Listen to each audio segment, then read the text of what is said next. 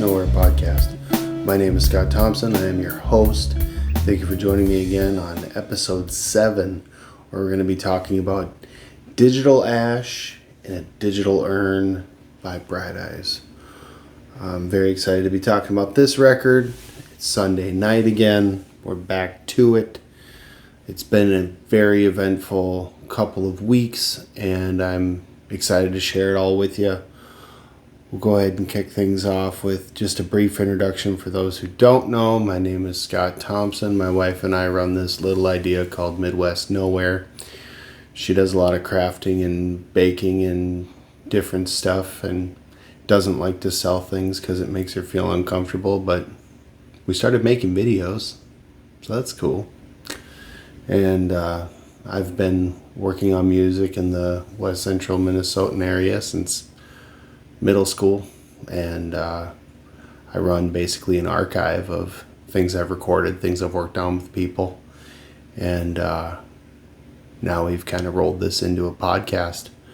I like to talk about records that I grew up with, records that are in my collection that maybe I didn't know as much about them, or maybe there's like some fun behind the scenes type stuff that we try to dig up on them and see if we can just learn a little bit more about these records. And it's really just to spend a little bit of time honoring them because I love them a lot, and I love talking about records. So with that out of the way, I want to mention that we have a Linktree set up in the description. You can find our merch store on there. You can find links to all of our different social media accounts.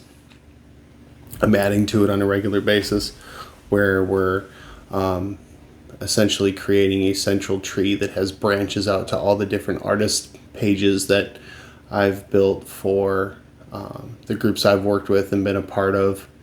And now the different streaming services that those artists are featured on. We have a DistroKid account that feeds music out to 160 plus stores worldwide, and there you can find the things that we've worked on over the years. Wherever you like streaming stuff, you can find the Robin Hood Hills, you can find myself, you can find the Richards, you can find my electronic dance music side project, Scoot City, and now you can find JT Fremont. It's good stuff. But I'll get into how all that came to be over the last couple of weeks. Kick things off, we recorded early 2 weeks ago due to, we had a concert on Sunday. We went and saw Cheetos on their 20th anniversary of their album, All's Well That Ends Well. And we had gone because Kaylin really wanted to see Cheetos as she grew up with that record in particular. She had a cousin that had died that got her into that record when she was growing up, so it was a really emotional trip for her.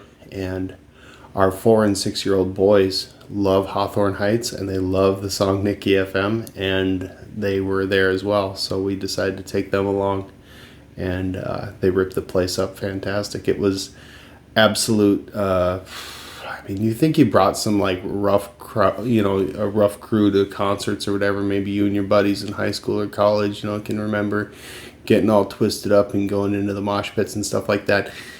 They got nothing on what these boys did. They were essentially an insurance liability the entire time they were there, darting in front of people, doing break dances in the middle of the walking area, people trying to go to the bathroom and stuff. It was just absolute chaos. But they had a great time, and a lot of people had fun watching them just have fun. It's like seeing little kids at their first concert and stuff like that. It's just like there's something that, these really big, kind of fit, ripped, tattooed out dudes coming up and giving this little 4-year-old in a Spider-Man sweatshirt a fist bump. It's like, oh, sorry he got in your way. And they're like, man, I'm just glad Spider-Man's here. We might need him tonight. You never know. They all just had these great attitudes. It was really cool.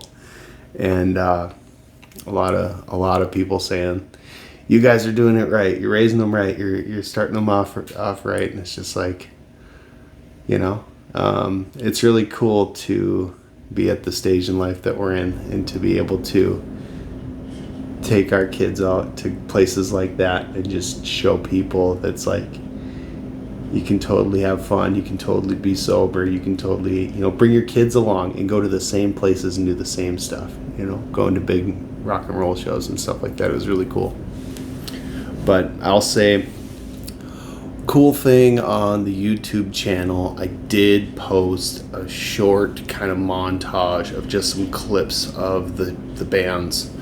And I do that when I go to shows. I don't film like whole songs generally. I kind of have this like routine where I'm like, I'll get like the first 30 seconds of the third song and I'll just tuck that away, and that's just a little clip to just remember the night by. But I really I'm there to watch, like I'm not there, and I don't usually even do anything with it is the thing. I'll send it to like a couple Swenoda guys and that's it. But I decided to post it and kind of glue it all together nicely like that. I just thought, because we were talking about it, now that the podcast is going, it seems like there is a reason to share it. So I got access to my Verizon Cloud, and there are concert clip videos that I've taken over the last, say, 5 years, that I want to go back and glue them together and just get them up. I just would hate for those to get lost, and I think this is a good place to store them. So I'm going to try and just do, like, setting a reasonable goal of doing like one in between each episode of the podcast, and just kind of start to share with you guys some of the concerts that we've gone to over the last few years, and see what I can dig out of the Verizon Cloud anyway. But I don't know if I'll get in trouble for that either, because I've uploaded a couple and I see the word copyright underneath it, but I haven't gotten any emails, I haven't gotten any like notifications, or they're not muted. There doesn't seem to be a problem with a couple live videos. So I like specifically don't put sound clips in the podcast because I don't want to get a copyright strike that gets the whole thing banned or muted or something stupid. And I'm certainly not like wanting to compromise the channel, but I think short concert clips look like they're going to be okay. So I just kind of set a small goal to try and get that done. But to talk about the show itself, opening band, well, first of all, it was at the Fillmore, Minneapolis, which has become kind of a, I don't know, I've been there more often in the last few years than I have First Ave. A lot of bands that I'm into are touring there. We saw Gaslight Anthem there. We saw Knocked Loose there last year. And now we saw Cheetos there. So it's like, I don't know, it's just more often becoming kind of the place to be, I guess. And pretty accessible downtown and stuff like that. I like it. It's a nice club. It's right outside of Target Field. And no trouble getting there at all. Callous Cowboys were the opener, and I thought they stole the show. Honestly, I really like that. We used to call the Blood Brothers like spazcore. Like, it's like stuff that's just like so mathematical and technical, heavy, chaotic, but still like really strong melodic choruses. Just absolutely crazy. I thought they stole the show for me. I thought all of them were good for different reasons, but Callous Cowboys, I will be digging in deep and purchasing some records and getting some stuff on my shelf, because I really love them a lot. I thought they were great and have been listening to them since the show. Emir was next, and they have like this kind of East Coast style throwdown stuff mixed with like late 90s, early 2000s rap rock, like nu metal type stuff. Live, it was pretty cool. The boys loved it. They both wanted a hat. I got them both a hat. And Kalen wanted a shirt of theirs because they were the only band that was there that had shirts with the tour dates on it, which is like mandatory for, concert goers, man. Like, you got to have the tour shirt, right? And how none of the other bands had one is just wild. But Amir won the day having the tour shirt. And but honestly, I have a hard time finding myself listening to him much beyond that. There's a lot of hardcore that I like. There's a lot of throwdown type stuff like that, and I really just don't care for the new metal kind of angle that those guys have on it. Stage presence was good, but too, there's a couple different brands of hardcore, and they definitely promote the kind of hardcore that's like confrontational and negative on purpose, and I think there's a place for it. Don't get me wrong. Like, I think when you're lifting weights and you're hearing this just like, get out of my face, I'm gonna knock you out, dude, type of hardcore, like, I don't know, it almost reminds me of Pantera's attitude. Like, it's just that instead of like Equal Vision style hardcore, which is hardcore from a positive mental attitude, like Bad Brains, that whole PMA thing, going into the Hinduism type stuff of Equal Vision, where it's like hardcore being cathartic and positive and with a purpose. I think that there's definitely something to, like, if you've ever seen the Born Scum clothing line, they have t-shirts that are like, keep hardcore negative, with a dude getting punched in the face on the back of it. And there's just something about that that's just like, I can get why people maybe don't think that it's helpful or it's not cool or whatever, but to me it's kind of like, I'm glad that there's some stuff that's like that, that's just like just aggressive hardcore that's actually not secretly nice, but is actually as pissed off as it sounds. I respect it. But Amir does not. I don't know. It just wasn't really for me. Like I say, they're going to be one of those bands. I won't forget them, but I'm not. I have a hard time imagining myself turning to them very often. Hawthorne Heights, great performers. I thought that they executed the hits really well. There was some stuff. I don't know, man. The singer was just kind of pitchy. I don't know what do you say? Like, there were certain parts, specifically the clip that I posted, I'm just like, man, he sounds kind of flat. And, it's like, whatever, it's live, you know what I mean? Things aren't necessarily meant to be perfect live. But then, too, Hawthorne Heights has got an issue when it comes to the live show right now. And maybe bigger fans of theirs think it's cool or they like to hear it or whatever. But we spent a good 30 minutes on the ride back talking about how godforsakenly annoying the guy was, because he just would not stop talking about, if there's one thing I want you to remember tonight, it's that this wasn't just a phase. And it's like, okay, it was genuinely like preaching, and he's preaching about the tenets of growing up listening to emo, man. It was different back then, man. I'm just like, shut up. Like, the way that I described it when I was explaining it to Kaylin on the way home, and I talked to Jake about this too. I said, I never really listened to emo because I was like, I don't know, it didn't feel like a choice to me, and I definitely wouldn't choose it.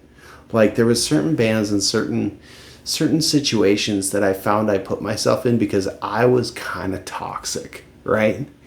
Getting into my late teens, my early, and then into my later 20s, I was kind of a dirtbag.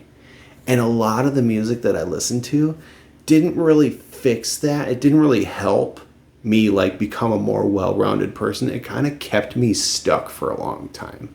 And I actually kind of resent it and don't look back on it very fondly.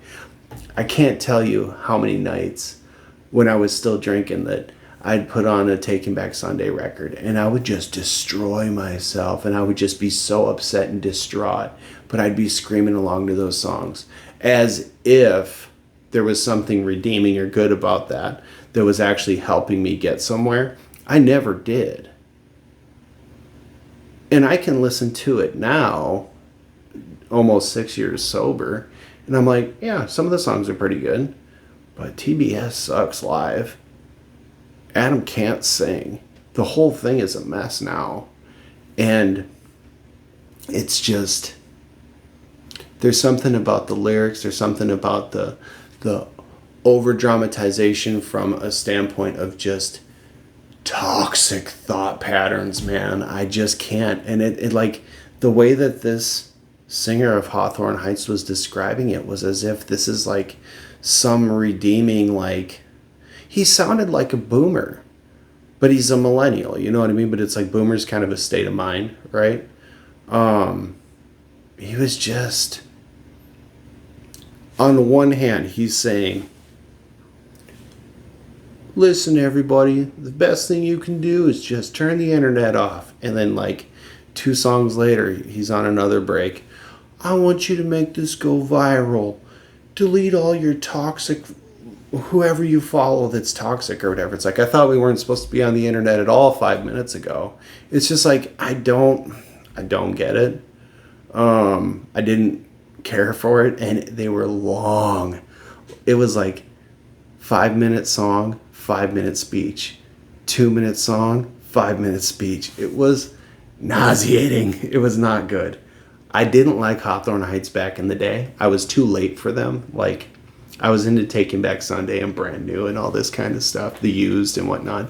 But by the time Hawthorne Heights was coming out, I was kind of on to different things. That scene was kind of over for me. I didn't get Story of the Year. Hawthorne Heights, My Chemical Romance, I missed that whole train. I was on to something else. It was over. It was so over for me. And so to see one of those bands, I'm really like, I really wanted to like get it. Like, felt like maybe I missed something there. Maybe I should have given them the time of the day back in the day. To see what was going on, I was like, you guys, this is not. I get real burnt out on the like nostalgia for nostalgia's sake, or just like the whole worshiping the past, worshiping the glory days kind of nonsense. I don't know, I get real sick of it real easily. I mean, don't get me wrong, take even like Bright Eyes, for example. This record, absolutely loved it when it came out. Listened to it 3-4 times in the last 2 weeks while getting ready for this podcast.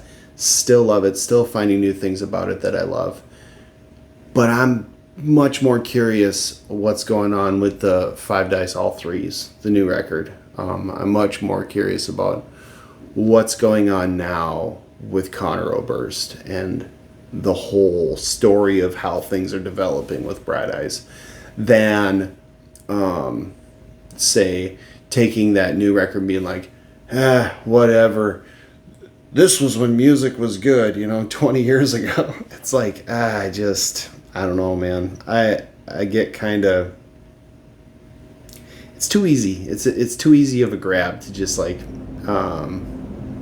gravitate towards the 10 records you listened to when you were growing up and then just be like, nope, everything else is garbage. It's like, no.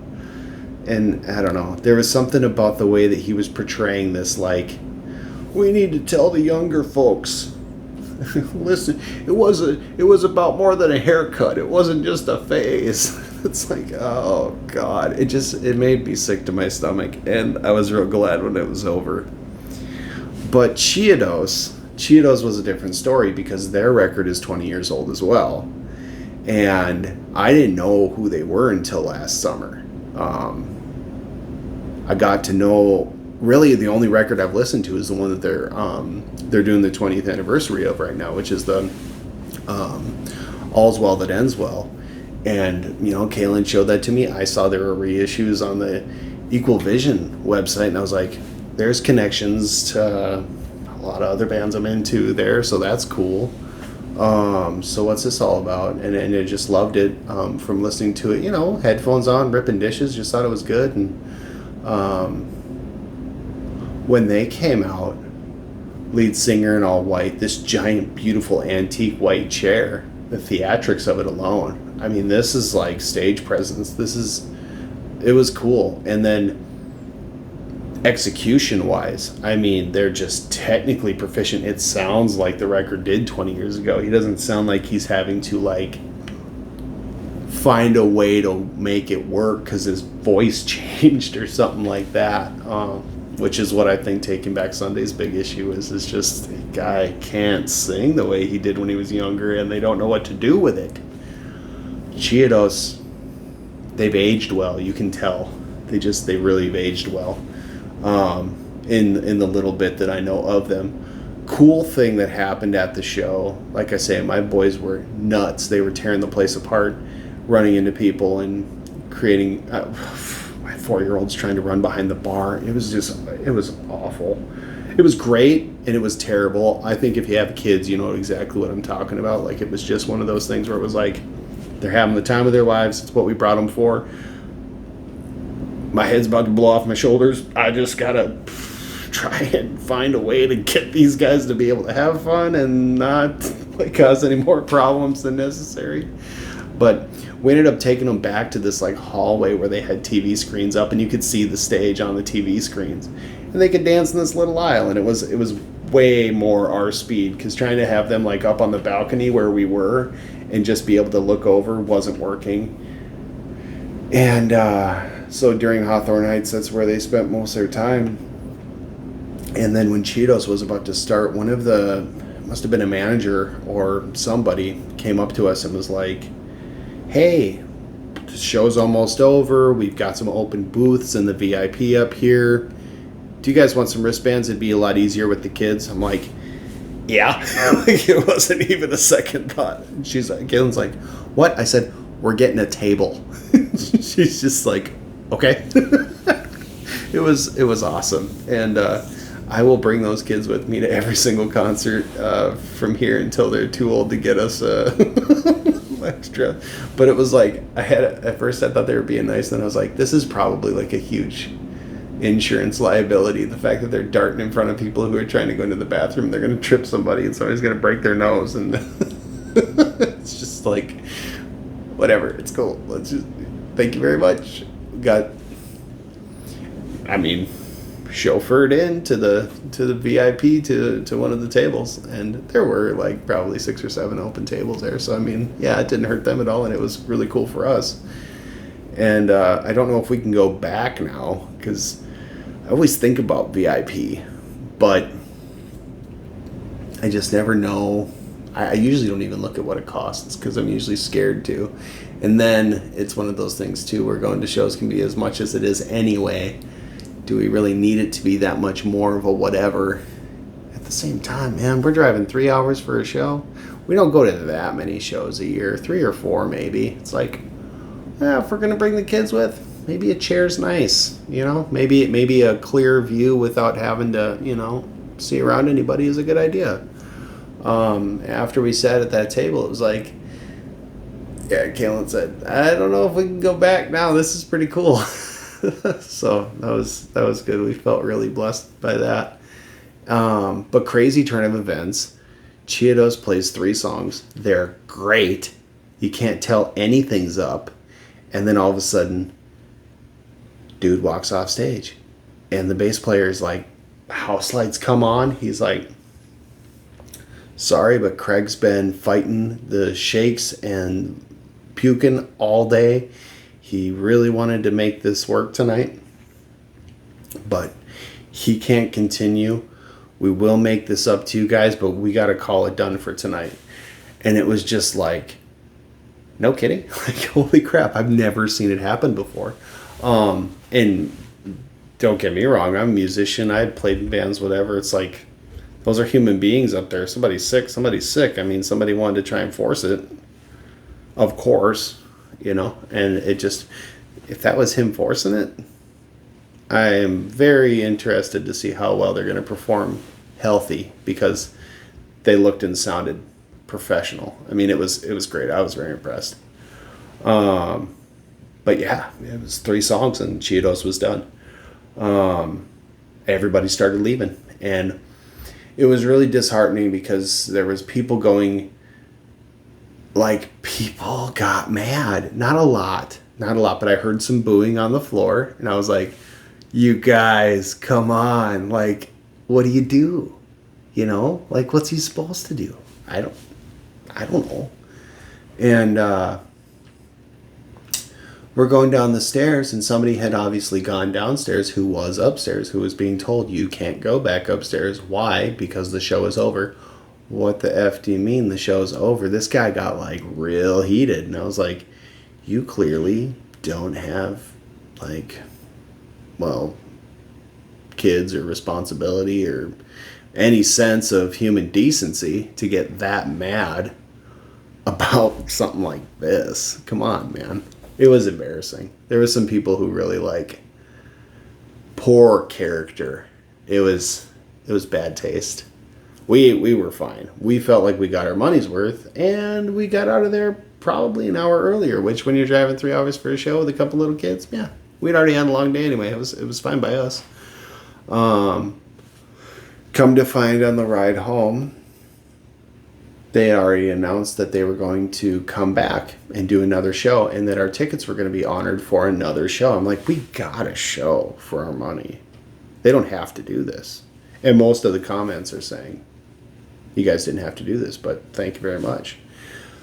One comment, oh, real good. Like, this is fine, but never mind the people who took 12 hours of PTO and had to drive 6 hours and all this sort. Like, this lady just went on this like rant about how hard her particular day was, and it was like she got ratioed so hard. It was just like, yeah, oh, poor twisting me. Like, I guess the whole world should arrange itself because you had to use some vacation time to come to a show that you wanted to go to. Like, what do people expect from the world? I was very surprised by that. Just, I mean, it's one thing to see the people in person who were like kind of throwing a fit, if we're being real, but then to see them actually post it in black and white. She ended up deleting it. There's like 50 people on there that just ripped her in half. It was pretty funny. But they rescheduled for May 1st, and we have tickets that'll be honored. It's a Thursday. And yeah, so we're going to go back. I don't know if it's going to be the same lineup. I don't know. Still kind of playing it by ear, but our tickets are being honored. We got passes into the Fillmore on May 1st to see Cheetos again for a whole set. So that's cool. Outside of that, a couple of trips to Grove City in the last couple weeks. Yeah, it's been good. We've been getting the guitars out a little bit, working on a couple of tracks, working on some of Benno's lead parts. The first time that I went in this last 2 weeks, Tyler was able to be there, which for those who've been keeping up with that story, he had his surgery. He's been in recovery. 2 weeks ago Monday, he was told he was going to be going back to work that following Tuesday, I believe. I know he's back to work now, anyhow. And he got to show us his scar. It's gnarly. It goes like all the way from his ear, like across, over past the center of his head. He said they had to go farther than they expected, that they were going to have to just clean everything up from the aneurysm. But they got it all. They cleaned it up. Life is good. He's been, like I say, in recovery for, I think he's been 6 weeks out now, post-op. And this whole thing with Tyler's aneurysm, Benno's had some different things going on. And when Swenoda kind of slowed down with the shows and stuff like that, it was around the time, I think it was like October, that Jake started playing bass for the church that his family goes to in Litchfield. I don't know, it's real wild, but like, just everybody's kind of had their different tests going on as far as just whether they're mental, emotional, spiritual, or physical. all four of us have kind of had different things that we've been working our ways through, you know. And the first time that we got together post-op with Tyler this 2 weeks ago, we spent the first 30 minutes talking about music, and we spent the last hour and a half, because they're usually like 2-hour get-togethers. But that last hour and a half, we basically didn't talk about anything but Jesus.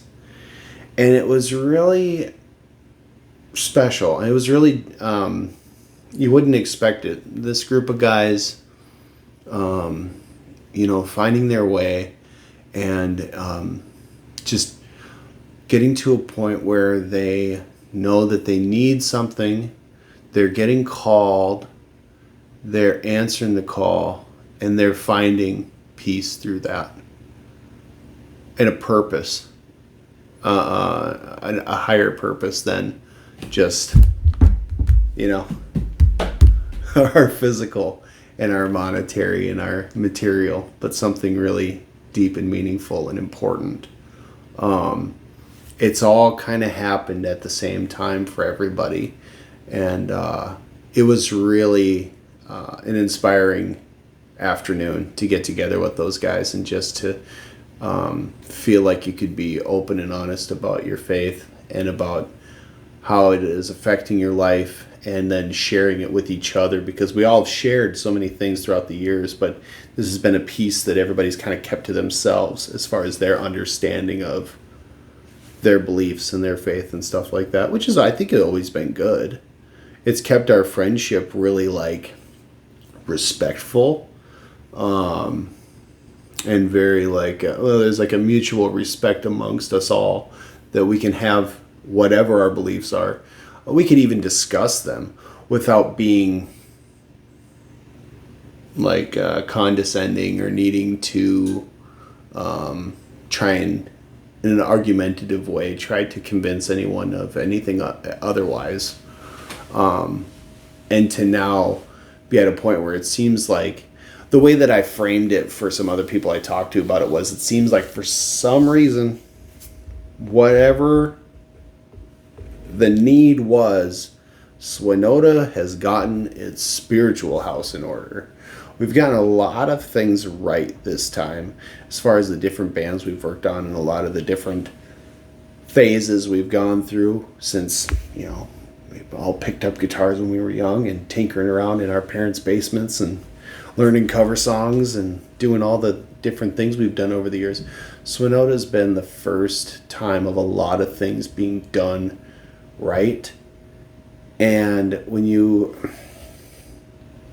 add that in with a group of dudes getting their spiritual houses in order, I want to say something like the sky's the limit, but it's not even so much about that. It just really means there's a greater depth to what's going on right now with this group, unlike anything that we've done before in any other sort of arrangement whatsoever. We've had special moments, we've had special periods of time. The summer of 2007 will live in my heart forever. My year in Montana was probably one of the most important years of my life. But this time, right now, these songs, this arrangement of these dudes, these specific tests, and the answer being Christ is King, is just perfect. It's just great. And I'm very inspired by that. And I really hope that whatever comes afterwards is just good. I just hope we do good. That's all I can say. I don't know how else to frame it. But through that, we also got together the following week. Tyler couldn't be there. Me, Jake, and Benno got together. That was when we got the guitars out. We worked on some guitar lines. We played some just for fun. We played on the road. We were really working on Between the Moon, trying to get this guitar lead figured out. And Benno's got a nice line he's riding during the intro and stuff like that. And we're we're working out where else it fits and stuff, and just kind of keeping it fresh, through that day. I don't know why it came up the way that it did, but I had no premeditated idea at all. We were just chatting, and I just was like, guys, this DistroKid account that I have from Midwest Nowhere, I have to pay the same amount whether I put up the 4 artists I already am, or I can put up to 100. I'm gonna pay the bill anyway. There's no money coming out. I don't anticipate there will be, but if you wanted your stuff distributed, I'd take care of it for you. And I got a real straight answer from JT. Benno, I think he wants the record back out. I got to ask him again, real straightforward, yes or no. But he sounded positive. Jake was just jumping he was like, yes, let's do it. He's like, just take it, put it out. Previously for him, I had, under Discmill Records, we had Songs in Black and White, which is a collection of his early recordings I did for him. Sexennial Rex is a record that we recorded in one night with one microphone, and everything is one take. And some of the songs on there are just gold. Some of them we played with Swenoda. It was almost like capturing a notebook in a lot of ways. It's like an audio journal. But Sexennial Rex is fantastic. And we've got a single we did for the Discmill Records sampler called Out of Touch that I'm going to get back up. And he's saying Heron. Heron is a record that was, what would you say? It was forthcoming forever, basically. It was a new stretch of songs. Me and Anthony started engineering it over a weekend before Olive was born. If that tells you anything. We had to get out of the room because they were building her nursery. Hello. That's how old this record is. And then he and I would get together, and just time through time, we would tinker at it. And we just kept tinkering, and we just never quite got there. But we got to a pretty good point when we were finally feeling kind of done. And he came up with a cover art image, which was a real crucial piece. And then, in the mix of that and Alvin Wayne James and then Discmill Records shutting down and all that stuff, Heron definitely just got shelved. But he said at this point, it makes sense to just put it out. So, you can find Songs in Black and White now. I'm gonna trickle them out, busy person, but I do, I don't want to also flood the system too much. Like, I want to give each thing its proper, just a nice post when it gets uploaded, and just kind of a re-announcement of the thing. I don't want to shove a bunch of stuff out all at the same time, just for the sake of clarity, really. But Songs in Black and White's out. Sexennial Rex will be coming within a few weeks. The Out of Touch single, I'll probably put that out in between the two records. And it's all still up on DistroKid, or up on Bandcamp anyway. So it's nothing that hasn't been accessible, just hasn't been accessible through DistroKid, through the 160 stores online, right? But Heron, we want to spin it one more time. We want to make sure, got the album artwork, stuff like that. But other than that, it's really not the way Jake and I were talking about it. It sounds like we're just going to put the damn thing out and let people enjoy it. So that'll be cool. And I have a live record. I had recorded Jake when he was out in Morris, when Alvin Wayne James played the big Discmill show out there that we put on. And I recorded most of the day. And I got Jake's set. I remember chopping it up and mixing it. I can't remember if I sent it to him or not, but I told him I was going to send it to him because I thought it was good. And I thought it was worth listening to as well. So that may come, that may not, maybe a single, maybe nothing. We'll see. But it's something that is on the hard drive, available. So that's cool. I wonder if Benno did an acoustic set that day. I might have some. I got to get back into the hard drive now that it's like, all right, well, let's pump some tracks out. But last but not least, the only other thing I have to chat about as far as, see, I told you there's a lot of Midwest Nowhere and Swenoda stuff to talk about these last 2 weeks.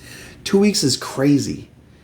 It's like, I can't do more podcasting than this because I don't have enough. I just don't have the bandwidth or the time on my brain or in my body. But 2 weeks, I mean, we have our seasons. We get a lot done. We played 18 shows in a year last year. And for guys with kids and families and full-time jobs and teaching and everything that everybody does, it's just like, man, it's crazy that we pulled that off. But the last big piece of news that I was going to share was that we did all get to go bowling, which was sweet. It was Benno's son's birthday. And so we went and did that yesterday. And Tyler dropped a bomb on us, which is that he said he feels like he can pick up a drumstick. How that's going to go, how long it's going to take for us to get the record back down pat, how long it's going to be before it feels consistent enough to call Pachyderm and reschedule. It's tentative, but we're nervous for him. I mean, I speak for myself and you know, my and talking to my folks about it too. They're worried for him, you know. I think everybody is. But it sounds like doctors have told him the only way you're going to know is when you try. When you find out, you do things, you see how you feel. And I know Benno had kind of mentioned before, he said maybe a golf club first, then a drumstick. Well, if it's not going to stop snowing, if you're feeling good, brother, what do? You hit a drum and see what happens. So with that, I'm supposed to have a softball game tomorrow, but it really depends on how the weather decides to behave. We may be getting together tomorrow. We may be getting together a week from tomorrow. But by the next podcast episode, I think I will have a report for you guys on how it goes with Tyler hitting the drum for the first time since December. So send a prayer to him. Send some good vibes his way. Send some healing to him. Because he's a good dude. He's a great drummer. You guys have done fantastic with the GoFundMe. It's still alive. He could still use some help. But the guy broke $6,000. I mean, that's fantastic. That's the kind of love he needed to take care of business and do what he needed to do to have some time to heal and everything like that. We wish him real well and looking forward to turning another page in this crazy book we've been writing since we were real young. On that note, we will go ahead and dive into the record of the night. What are we talking about? We're talking about Bright Eyes. We're talking about Digital Ash and a Digital Urn. Always have to start off with, I never assume anybody knows who I'm talking about. You would think this name speaks for itself, but here we go. Bright Eyes is an indie rock band from Omaha, Nebraska, led by singer-songwriter Connor Oberst. The band was formed in 1995 and is known for its deeply emotional lyrics, raw vocal delivery, and a mix of folk, rock, and experimental sounds. The lineup has evolved over time, but the core members include Connor Oberst, who's always done vocals and guitar and the main songwriting, Mike Mogist, who is a multi-instrumentalist, and he's been their core producer, and Nate Walcott, who also plays keyboard, trumpet, and does orchestration as well. So some key highlights. Their breakthrough record was Lifted or The Stories in the Soil Keep Your Ear to the Ground, which will be a maddening episode for sure. That came out in 2002 and that brought them some critical acclaim. 2005 was a double release. So they released 2 records on the same day. I'm Wide Awake It's Morning, which was a folk-driven record, which featured Emmylou Harris, and Digital Ash in a Digital Urn, which was more electronic influenced. When I first bought it, I believe it was one CD case with both discs in it. The girl I was dating at the time wanted the I'm Wide Awake It's Morning disc. And I don't fight, so I just took this one. And so, what do you do? The biggest hit from both was First Day of My Life from I'm Wide Awake It's Morning, and it became their most recognizable song. They took a hiatus in 2011 after they put out The People's Key, and they came back in 2020 with the record Down in the Weeds, Where the World Once Was. It's a really strange record. Really loved listening to that when it came out, and it really just, there's something, Connor just twists your head. I've never taken acid, but it makes me think of what an acid trip must be like to just be in that guy's head, because it's got such interesting ideas, and he likes to use sound effects and little bits of stories or dialogue, and how he mixes that in with the tones that he gets and the moods he creates is masterful. I have a lot of respect for Conor Oberst. And he is often compared to Bob Dylan for his poetic and socially conscious songwriting.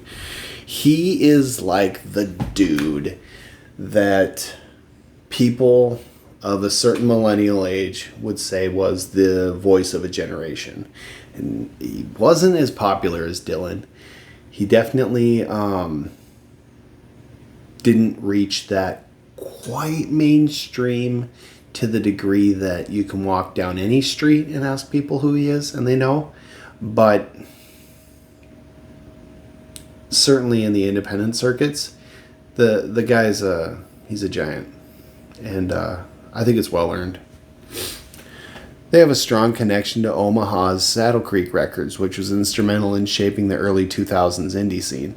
Bright Eyes is considered one of the most influential indie bands of their time, blending introspective storytelling with experimental production. Digital Ash and a Digital Urn was one of two albums Bright Eyes simultaneously released on July 25th, 2005.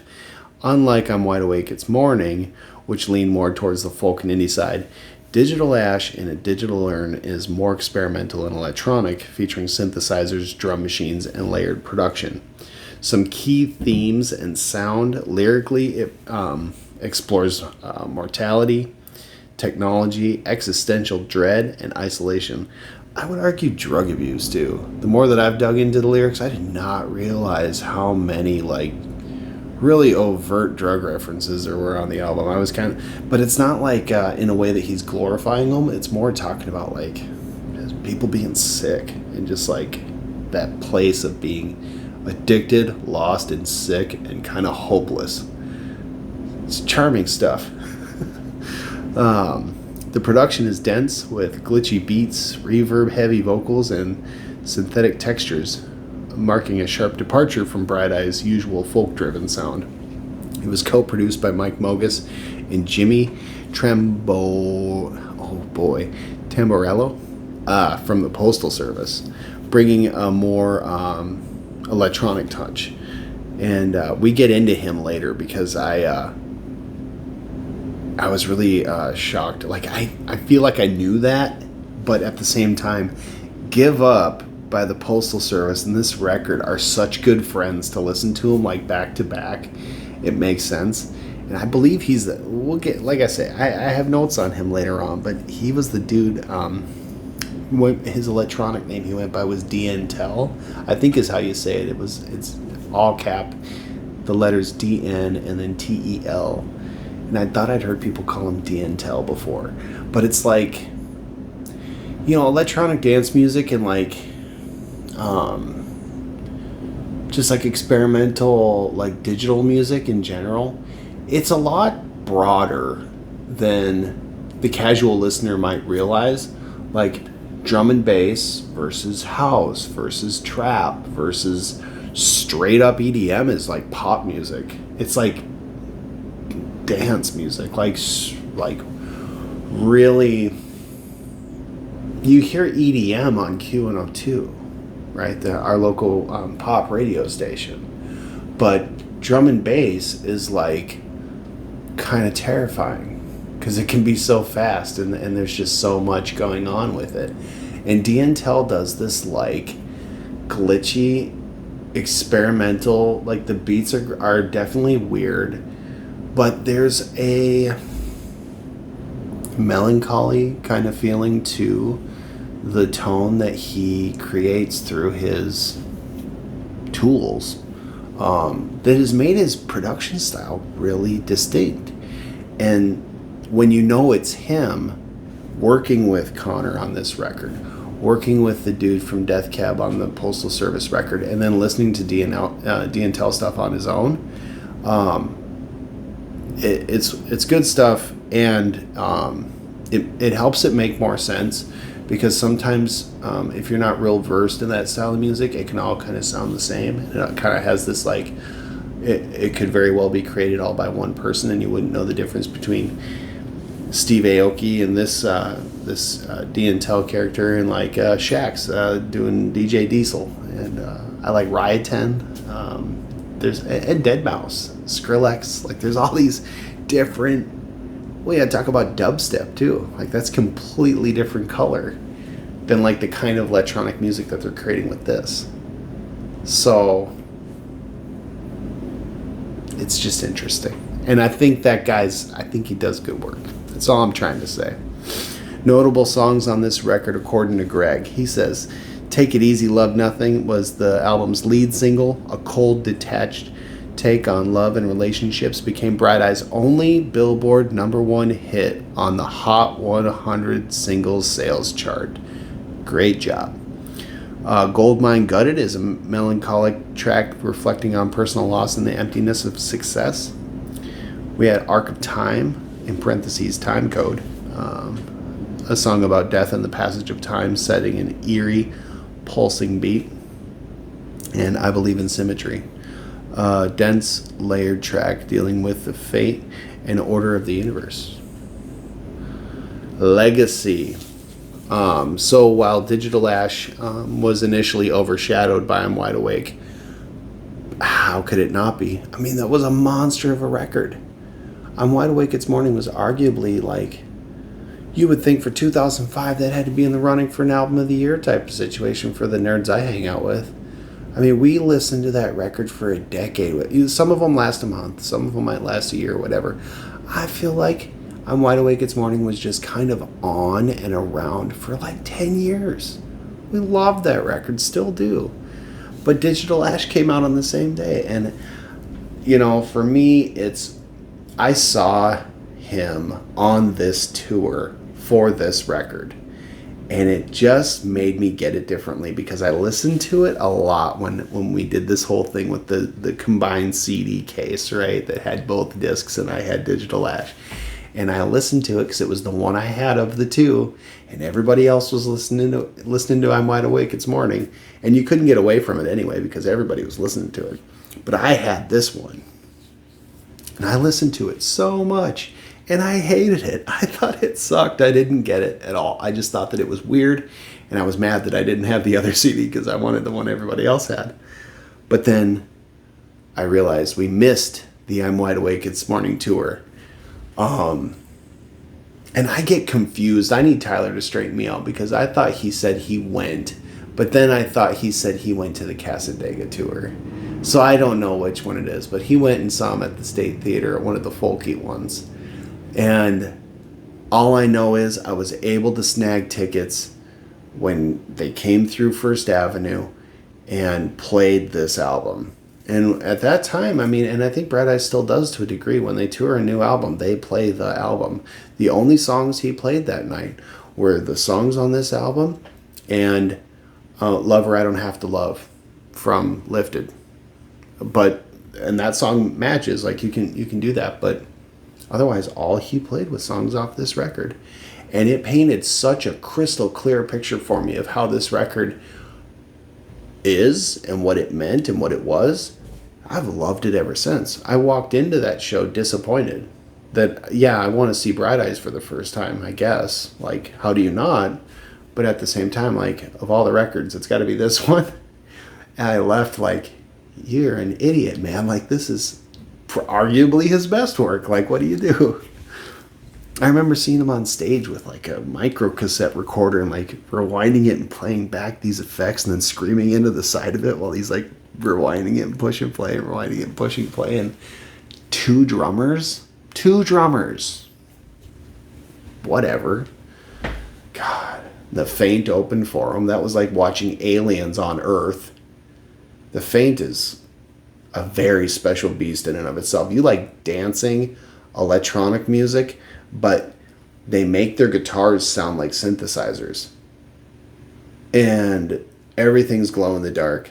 The vocals are processed to make him sound like a robot. And they dance so much. It was just a party. I loved the Faint. If somebody told me the Faint was coming to Minneapolis, I mean, I would do my best to drop everything and go. Because I've been wanting to see them since then. So, I forget who the opener was, but there was a rapper. Because at that time, Connor had started Team Love, which was like an independent label in and of his own thing, living in New York, picking up artists and just trying to throw some money their way, I think, to get them going. And I can't remember the guy's name. I want to say MC Black. I want to say Mars Black. Something along those lines. He was the opener. I wasn't digging it. But man, the Faint was wild. And Bright Eyes played with two drummers.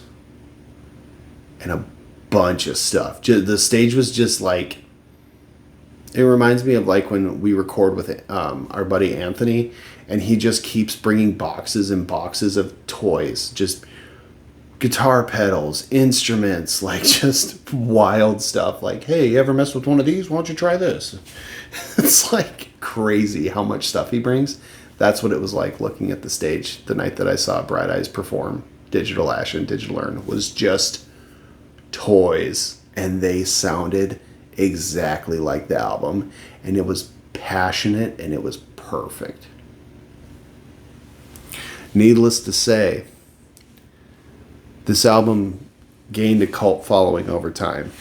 I'm in it, especially among fans of Oberst's more experimental work. It represents an ambitious and bold creative shift for Bright Eyes, showing that they could push beyond their folk roots and into new sonic territory. So we've got our usual 10 facts about this record that we just got to know some deeper details of what was going on. Number one, we know it was released on the same day as its opposite, but let's talk about some sales figures. As of 2007, it had sold 268,000 copies. In Europe, it was certified gold, and indicating that they had at least 100,000 sales. They get their certification from something called the Independent Music Companies Association. It'd be cool to be more familiar with that someday. Upon the release, the album peaked at number 15 on the US charts and number 43 in the UK. Digital Ash has been released in various formats with unique features. Mine is vinyl, original pressing. It was in standard black from 2005. In 2016, they reissued it, and it came in either black or there is a limited edition blue sea glass wave vinyl, which is a special variant offering a unique aesthetic. Greg gives me some flowery language here. So it's also a part of something that's called the Companion Series. So Bright Eyes is doing something different. What I know is that they got signed to a new label. The whole thing that I understand about Saddle Creek is that Saddle Creek started as Lumberjack Records, as a college project of Connor's older brother. It was just an idea on paper for a school project. They decided to turn it into a real business. They changed the name to Saddle Creek because they thought that the Lumberjack Records thing was silly. But if you look at the catalog numbers on the side of the record, they always said LBJ. And that's what it says right there. LBJ, what number is that? It's worn off. Is it 73? LBJ 70? Oh, 73. Yeah. LBJ 73. So, being Lumberjack, the 73rd record that they'd put out. But through the years, what I've learned about Bright Eyes recently is that it started to not be so much fun being on your big brother's label anymore when you've been an artist for, well, let's see, dude was born in 1980, so that means he's 45 this year, and he's put out his first record when he was 13. So, what? We'll say a long time. Evidently, there was a falling out because at some point, one of the later Bright Eyes records came out, and nobody from the label even called him to tell him, hey, great job, we really love the record, what do you need? How's the tour looking? Is there anything we can help you with? You know, they used to have these heart-to-hearts, and after a while, he felt like he was being treated like a cash cow. That's what it reads like. And so there was another label that was showing interest on picking him up, and he actually took it, which is pretty shocking. I always associate specifically Connor Oberst and Tim Kasher, those guys, with Nebraska. And there's just nothing in Nebraska. My sister lives in Nebraska. And so it's like the two things I know about Nebraska is that they got Saddle Creek Records, and my sister decided to live there after college. And so to hear that Connor finally got sick enough of Nebraska that he finally stopped complaining and actually left is crazy to me. And I don't know if he really left, but at least like his label is not based there. And what this label's been doing is releasing what's called a companion series. They started it in 2022, and I haven't listened to any of these yet, but I really want to, because what they did was they went back to his earliest records and they re-recorded like 6 songs from each record, but they didn't re-record them like play for play. It was like a reinterpretation of the songs, like they reworked them. And they did one of those for Digital Ash as well, and evidently it was pressed on gold vinyl. So I need that, and I need to listen to that. I know they did Fevers and Mirrors, Lifted, I think Cassadaga too. Worth looking into, worth doing more homework on. The companion series from Bright Eyes on their new label that's also handling the reissues of their back catalog. They got rights to everything, because I do have I'm Wide Awake It's Morning, and it is a reissue, and that was how I knew, was because when I saw the label wasn't Saddle Creek, I was just dumbfounded.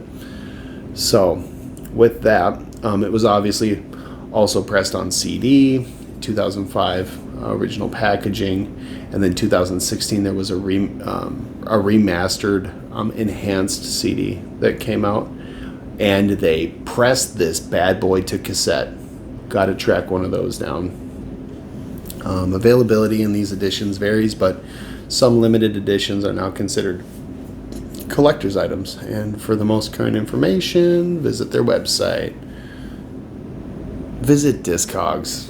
Let's be real. Discogs has got the info we need. But I think it's a good enough time to open it up, just because we're talking about the pressings of it. So I got this early on. This is one of the first pressings of it. And I always thought this was the front. But then when I'm looking online, they're showing me this is the front. So I don't know. But it's, it's got the blue flower with the B, and there's just all these numbers all over it, you know.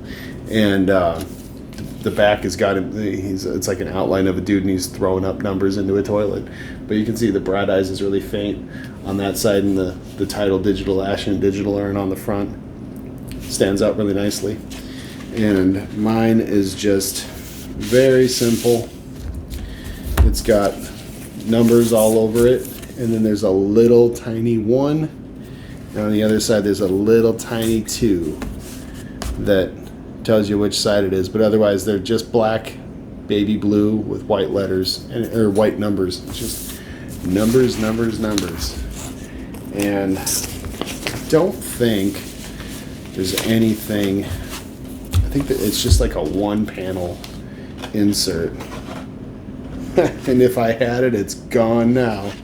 Yeah, I've had this bad boy for a long time. And talking 2005, I bet I bought this on that tours the thing. So I very well, this could be one I've been sitting on for 20 years. I wouldn't be surprised at all. I must have. Yeah. But there you go. Simple this time. But Mark Tamborello, Jimmy Tamborello, helped shape the electronic sound. Jimmy Tamborello from I got that right. The Postal Service and D&Tel contributed to the album, particularly in shaping its electronic textures and beats. His influence is most noticeable on tracks like Take It Easy, Love Nothing, and Gold Mine Gutted. Got to do a background on Jimmy. So Jimmy Tamborello was born December 7th, 1975, and is a electronic musician, producer, and DJ, best known for his work under the moniker D&Tel and one half of the Postal Service, along with Ben Gibbard from Death Cab for Cutie. Some key facts about him: D&Tel, his solo project, blends glitchy electronic beats with dreamy, emotional soundscapes. His 2001 album, Life is Full of Possibilities, featured the track This Is the Dream of Evan and Chan, which led to the formation of the Postal Service. Yeah, he did that one with Ben Gibbard. I want to say that's the record. He did one with Connor before this too. So, Life is Full of Possibilities. That's the D&Tel. I had one of his records on CD, and that seems like it must have been that. Oh, where the years go. In 2003, he and Ben Gibbard from Death Cab for Cutie released Give Up, the iconic indie electronic album featuring hits like Such Great Heights and The District Sleeps Alone Tonight. I listened to that randomly recently, and I still love that Postal Service record. The Bright Eyes Connection. So Tamborello contributed to Digital Ash and Digital Urn in 2005, helping shape its electronic textures and beats, making it one of Bright Eyes' most experimental albums. Other projects he's worked on is a synth pop group known as Figurine and James Figurine, and is involved in various remixes and collaborations. His musical style, he specializes in glitch, IDM, what the heck, intelligent dance music. That sounds pretentious as all get out. I can't wait to dig into that. A genre of IDM, intelligent dance music. What a bunch of pompous jerks. Okay. And ambient electronica. Just call it that, man. Don't call it intelligent dance music. It's got to be some kind of ism or ist. I don't know. Often incorporating soft, melancholy melodies over glitchy beats. He has a distinctive approach to blending indie and electronic music, influencing many modern electronic artists. His work, particularly with the Postal Service, has had a leading impact on indie electronic music. Inspiring bands like Owl City, Churches, and others. It's Churches, but it's spelled with a V. I feel like I've seen that name before. I should dig into that. All right, so number 3, Conor Oberst originally did not want to tour this record. Oberst was initially reluctant to play Digital Ash live, feeling that it was more of a studio experiment. However, after a positive reception, they formed a separate touring group just for the album, featuring Nick Zinner. Who's Nick Zinner? He's a guitar player for the Yeah Yeah Yeahs.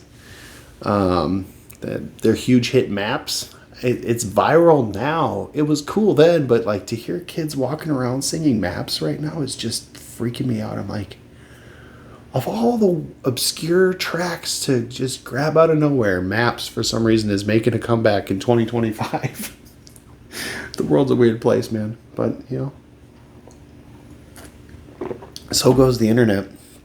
The Yeah Yeah Yeahs are, I wanted to do a little, like, for those who don't know who the Yeah Yeah Yeahs are, since I think their guitar player being the featured guy on this tour, and knowing that that was the dude who I saw when I saw them was kind of like a dot connector moment for me. So I thought I would enlighten a few of you if you don't know who the Yeah Yeah Yeahs are. They're an American indie rock band from New York City. They formed in 2000. They're known for their raw, energetic sound, blending garage rock, punk, and art rock, as well as other. And their charismatic lead singer, Karen O. Karen O does lead vocals. She's known for her wild stage presence and unique vocal styles. Nick Zinner plays guitar and keyboards, famous for his angular, distorted guitar riffs. And Brian Chase plays drums. He brings a jazz-influenced style to their chaotic sound. A little quick rundown of their career. In the early 2000s, they were part of the garage rock revival with bands like The Strokes and the White Stripes. So they had their debut record in 2003, which was called Fever to Tell, which had their huge hit Maps on it. It's become a classic rock, a classic indie ballad, they're calling it. Maps was about Karen O's boyfriend. The song's an emotional plea with the refrain, "They don't love you like I love you." It became iconic. They had some other hits, Gold Lion, Zero, and Heads Will Roll, which became a dance floor favorite with the 8-track remix.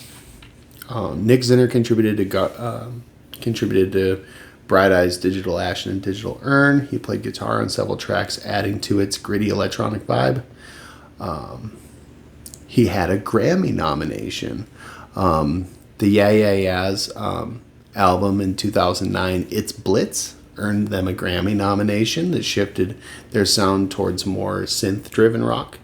And they had a comeback recently in 2022. After years of a hiatus, they released Cool It Down, featuring the song Spitting Off the Edge of the World, featuring, with Perfume Genius. Must have been featured on that track. Well, that's cool. Perfume Genius? It's better than Deer Tick. That's, side note, you got indie rock band, you got to quit naming stuff around your house, okay? I don't want Deer Tick, I don't want armchair, I don't want car seat headrest. I'm done with all of the object band names. I can't deal. Coffee table, who else is coming up? I mean, I went on a rant about this,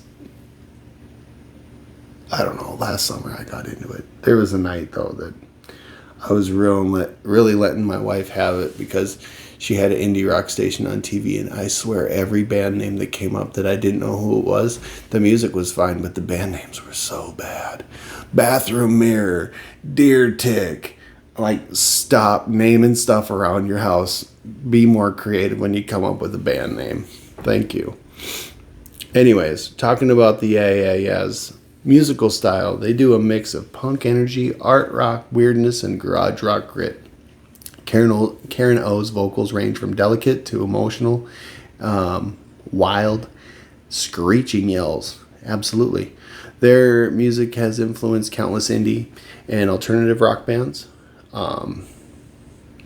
The end. C'est la vie. That's all we have to say on the Yeah Yeah Yeahs. I had that record, the one that had Maps on it. I thought it was good. Don't know where the CD went, but I spun it for a while. So number 4 on our list of Bright Eyes facts for this show, Take It Easy, Love Nothing was Bright Eyes' only number 1 Billboard chart hit. The hit number 1 on the Billboard 100 singles sales chart, Take It Easy, Love Nothing. It was the only time that Bright Eyes has topped any Billboard chart. However, it didn't perform well on the radio, as Oberst wasn't interested in chasing commercial success. Interested? Choice?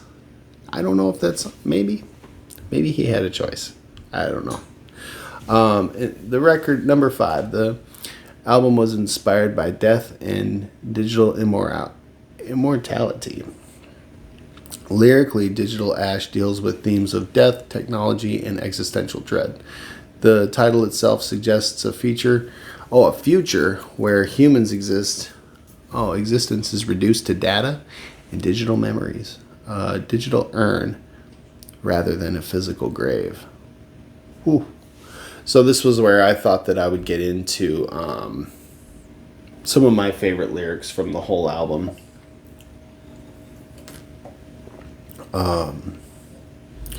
From Goldmine Gutted, this is what I was talking about. As far as like the overt drug references, that unless you're reading the lyric sheet, you might not catch them. And all those white lines that sped us up, we hurry to our death while I lag behind, so you got ahead. Oh, pretty clear. And the way that line, when he delivers that, the beat breaks and it's just, for being like, digital and just like electronic dance music, basically, it's like, it can be kind of hard to get a rock person to really like feel those downbeats and stuff like that, but that's a moment that really hits hard. From Arc of Time, and the faders move and the music dies as we pass over on the Arc of Time. And I wanted to address that one because if you've never seen them before, I went to recording school at the Institute of Production and Recording in Minneapolis from 2005 to 2007. I got my associate's degree making records.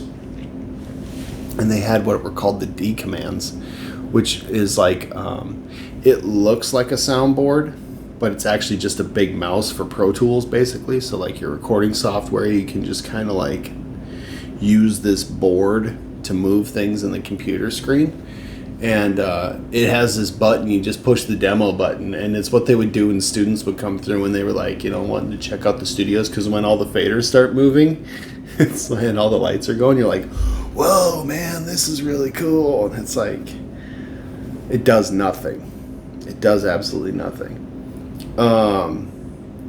But when he's talking about the faders move and the music dies, it's like, it reminds me of the difference between, because you could program things that's called automation. So it's basically like, if I want to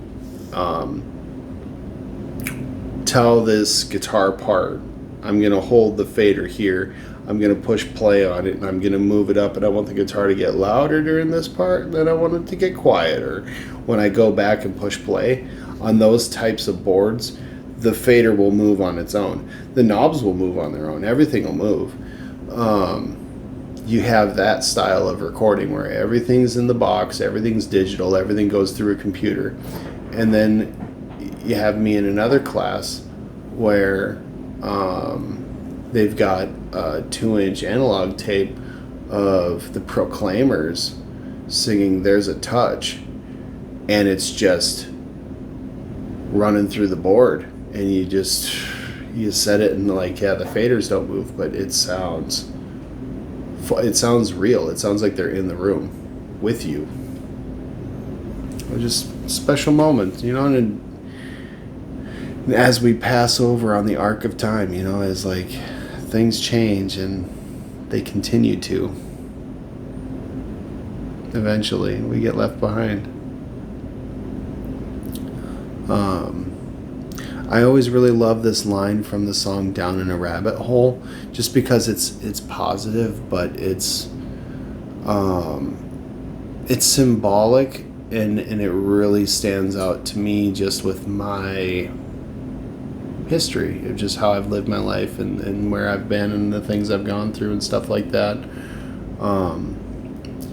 He's got a line where he says, if your thoughts should turn to death, gotta stomp them out like a cigarette. Yeah, that's another moment too when he says that, it echoes through the track, and it's very powerful. And I love Hit the Switch too. He's got this whole verse. I copied the whole verse to read for you guys because it's really it's special for those of us that battled with the bottle, because it's a special kind of relationship for those who don't drink well, you could say.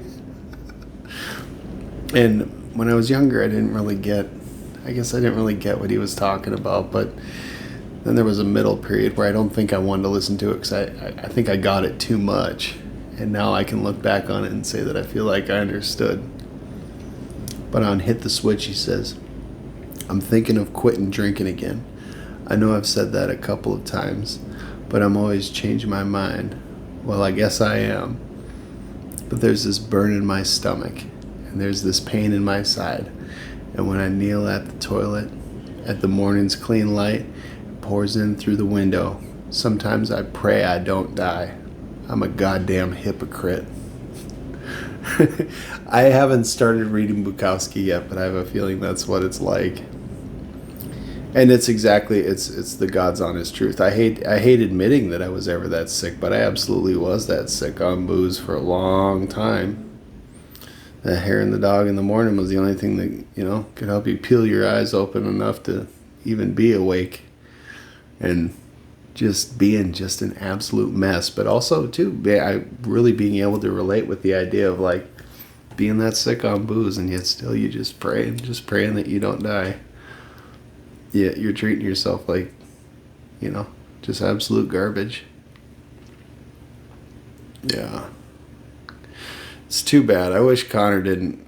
I wish he never had to get it as bad as he does. Because you can tell by reading a verse like that he really gets it. And it's just, I wouldn't wish it on anybody because it's just the worst.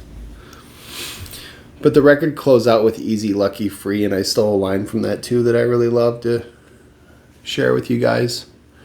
He says, I never really dreamed of heaven much until we put him in the ground. But it's all I'm doing now. Listening for patterns in the sound of an endless static sea. And just like kind of the idea of, not just music, but sound itself being magic. And, trying to pull something from it to help you cope with a loss or a hardship. I think that line, just the way it comes across, especially when he says, when we put him in the ground, it's just like, how many times has anybody been there where you've, lost somebody that you really loved or that you knew well, and just like imagining what life is going to be like now that they're not here. And life does have a way of settling itself. And you kind of adjust to a new normal of that person's not here anymore.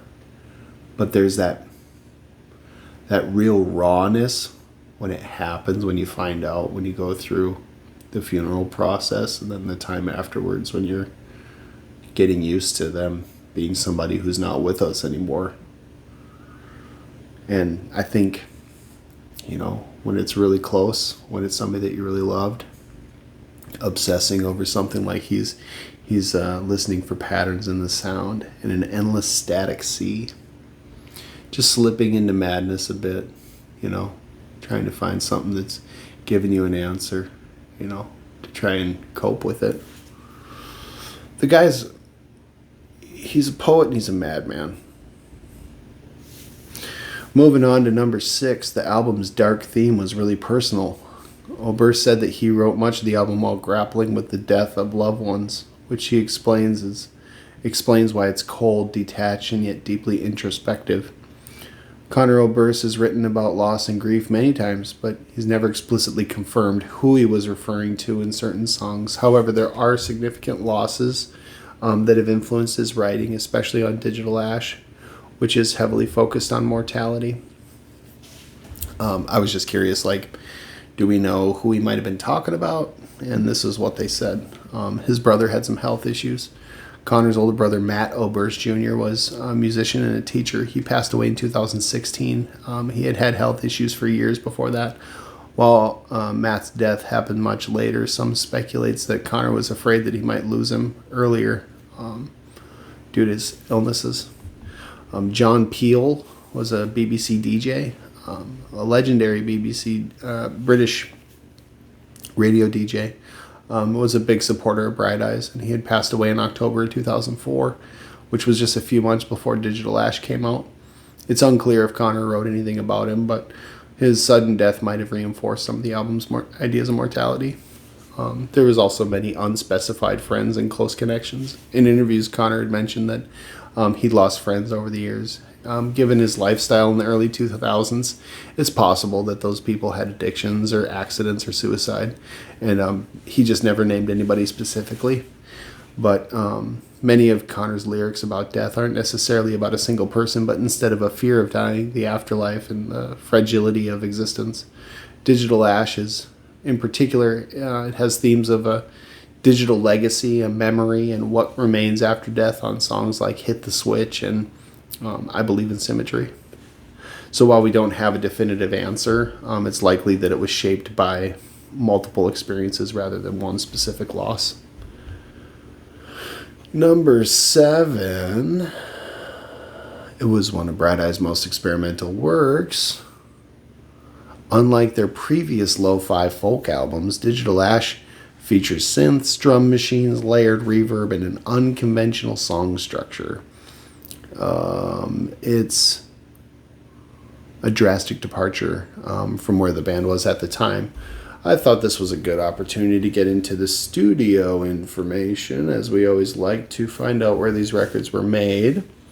Digital Ash was produced by Mike Mogus and Connor Oberst, and it was recorded at a place called Presto Recording Studios, which is in Lincoln, Nebraska.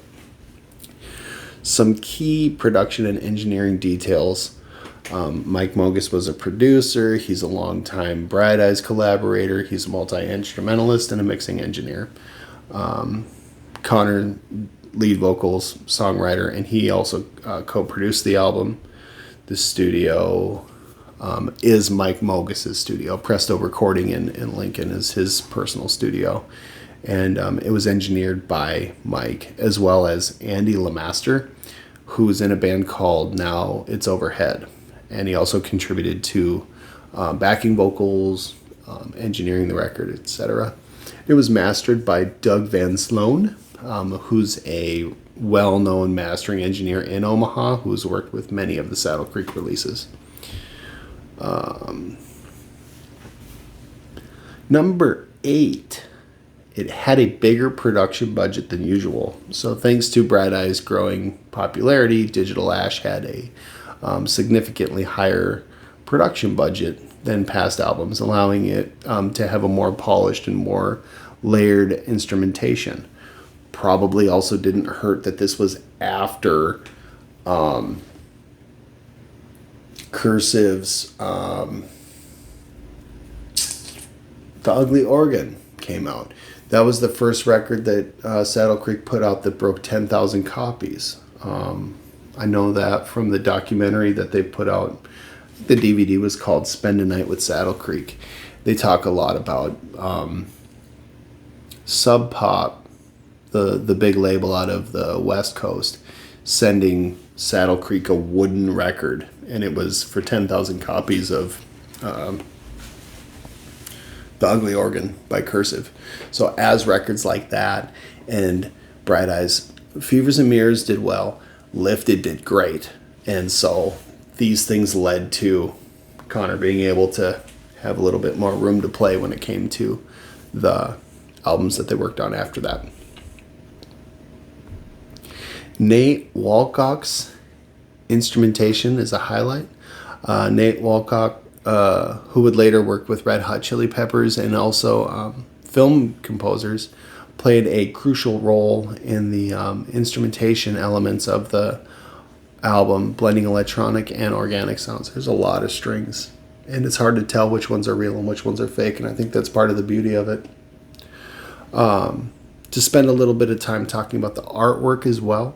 The artwork was created by Daniel J. Black. The cover features this blue and white, kind of grayish, bluish, and black and white abstract image that it gives the feeling of like digital glitches and the numbers and everything, like binary code.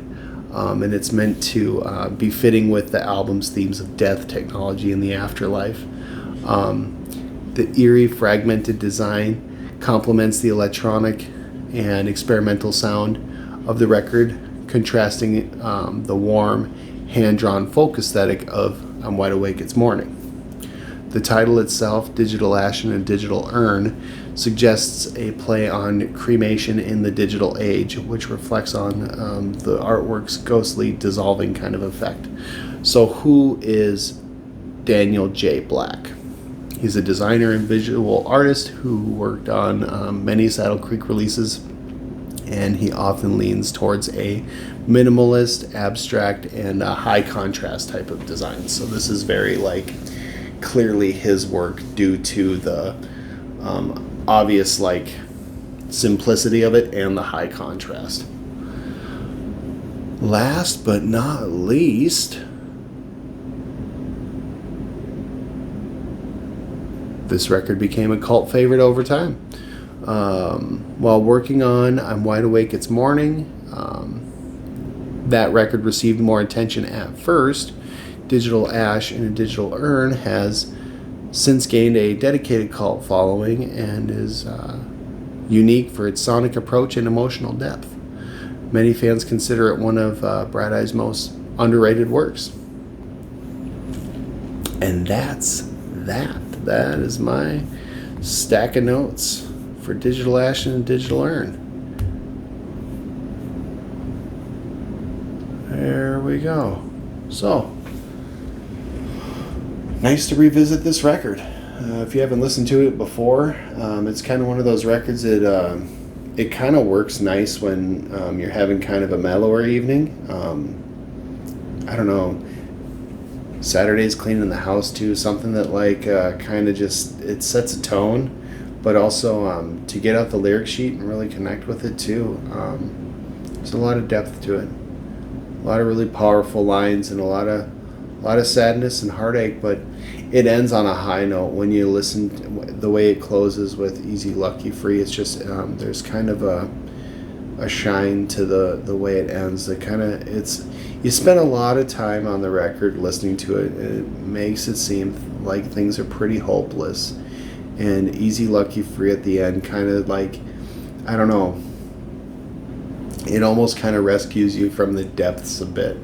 It's just kind of it leaves you with, yeah, we spent some time down there, but everything's going to be all right, man. It's a real special record, and I would definitely encourage anybody that hasn't listened to it before to check it out.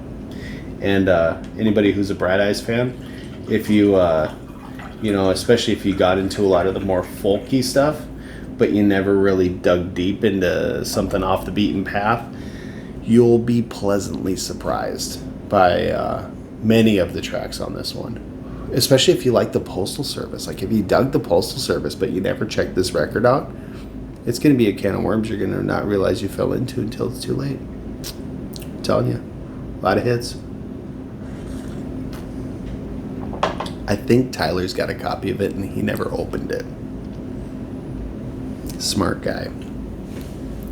Well, before we wrap this episode up, what I always like to do is I like to do a little what have we been listening to around the Midwest Nowhere universe.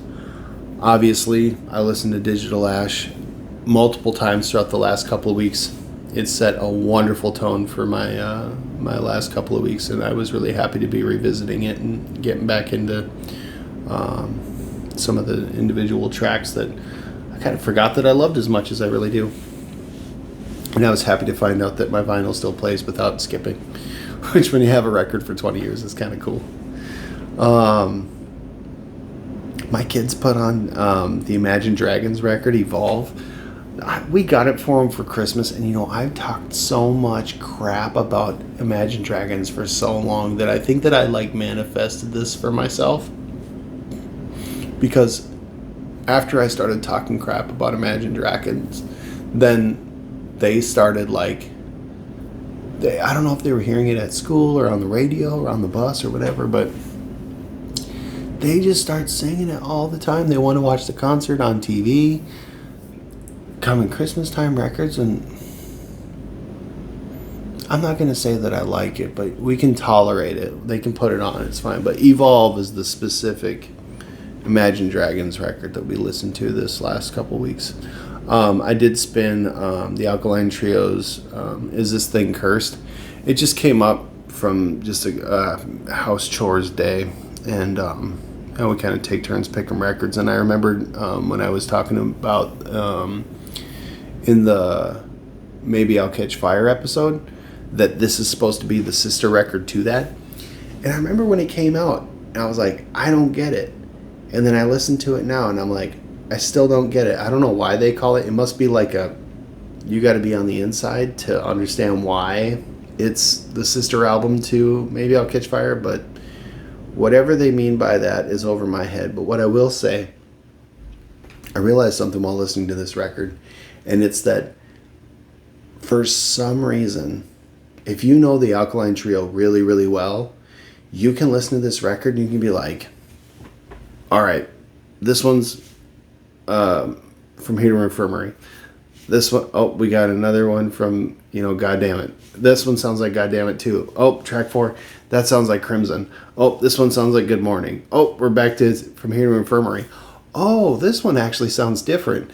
But it's like they have all of these colors that they've kind of created from all of these records that they've made. And if you zoom out a bit when you're listening to it, you can kind of figure out what energy they're channeling for which track based on the style of the particular song for Is This Thing Cursed? I think. That's what I noticed. I thought it was fun. When we were listening that day too, we listened to Lana Del Rey's record, Born to Die. And we had seen her 2018, 19 in the winter. I think it was the winter of 2019. Maybe 18. But regardless, I didn't realize that she put out Born to Die and Paradise. Is it Paradise? I think so. Her first 2 records, they both came out in the same year. They're like 6 months apart. They both had big hits on them. That's crazy. I don't remember liking her show very much, but I don't know. I was still drinking then, so I don't know what I thought about anything. But I can say that listening to it now, it's pretty okay. I bought a record. When we went to the concert, we stopped at Cheapo in Blaine, which we regularly do, and I picked up the Joy Division record, Unknown Pleasures. I've been listening to a lot of that, like 80s, just synth rock kind of stuff. Kind of like the stuff that inspired like what Social Animals are doing. And honestly, I'm starting to hear like, this sounds like what the Killers must be into. But it's like I always grew up, like, I always loved The Cure. And so I dug into The Cure a lot, but for some reason Joy Division just went over my head. And I didn't realize that Joy Division turned into New Order. So I had to find all that stuff out. And but I listened to Joy Division a lot last summer. And then when I did the Thursday episode, I got back into Joy Division again. So yeah, when we were at Cheapo, it was like $22. I was like, this deserves a spot on the shelf. So yeah, Unknown Pleasures, the first full album that Joy Division put out before the big single Love Will Tear Us Apart and Ian Curtis, Untimely Death. Sleep Token. So we locked down tickets for Sleep Token. I think I might have mentioned that last time. If not, I'm seeing Sleep Token in October. The new album comes out in May. The first single came out by last episode? I think it did, yeah, because I was saying that it like makes me feel like I'm watching a movie when I listen to it, and I don't get bent on a shape that they have 3 genres in one song anymore. Like, I feel like I kind of get it that much. The new single's out, Caramel. He pronounces it Caramel. They're British. I think it's fantastic. It's the poppiest thing I've heard them do, as far as I can tell. And it also has blast beats and gutturals at the end of it. So put that together. Make that make sense. I just love what they're doing right now. I love the imagery of the black flamingo. It's just fantastic. And I recently have started getting into the lore. So what I know is that there's like this deity, Sleep, who Vessel, the singer, has been channeling since he was young, and he uses the band as a way to get this deity's message out. But their relationship between the deity, Sleep, and the person, Vessel, is toxic as all get out.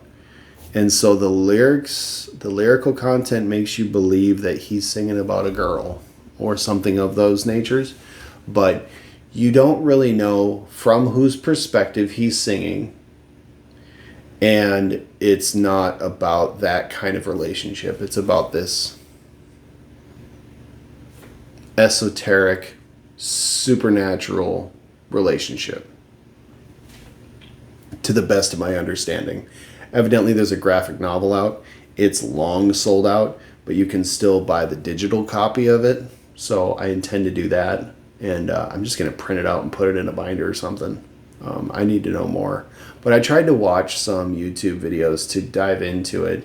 This one gal did a pretty good job of like scratching the surface in a really broad way in like 20 minutes. And then I found this British dude who broke it down in like an hour and a half. And he was talking about each record, because they have 3 full-length albums out.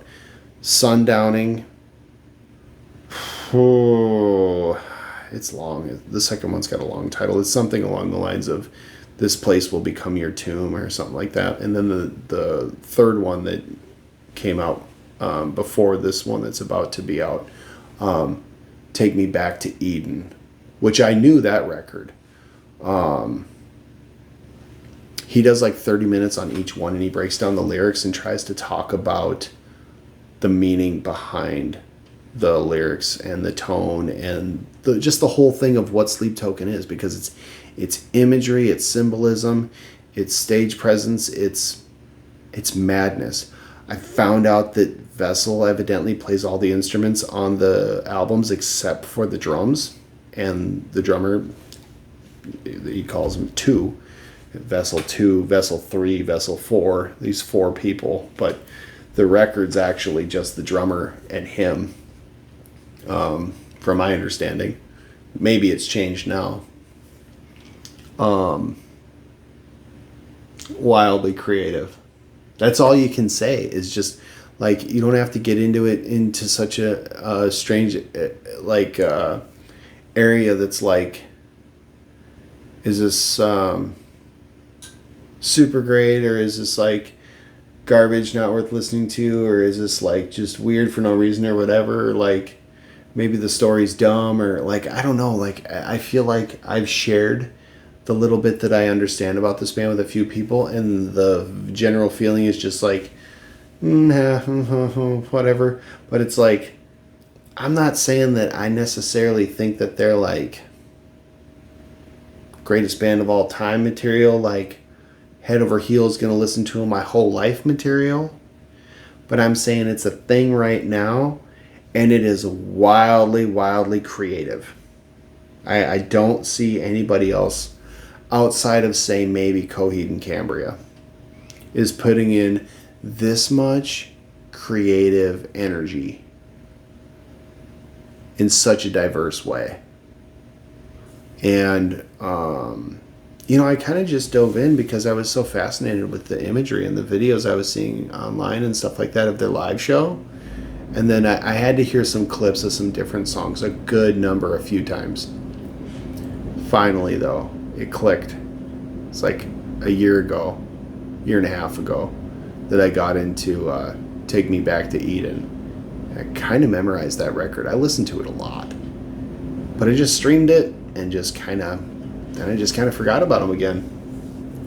And with this new single that came out, it just kind of reignited the flame, and I've listened to all 3 albums now. It's only 2019 that it goes back to, so it's not like you're listening to real clunky stuff. The production values are pretty much across the board the same. The genre blending stuff that they are doing now isn't new.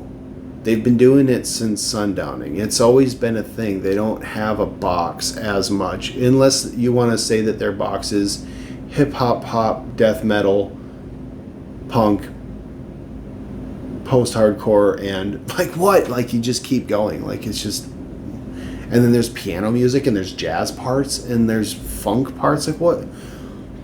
There isn't really a box. There's a tone. They have, their formula is a vibe and a tone, but not a genre. Doesn't, I mean, there's even some like power rock choruses in some parts that like almost could pass for like 80s ballad type, but it doesn't at the same time. They're crazy. Sleep Token's nuts.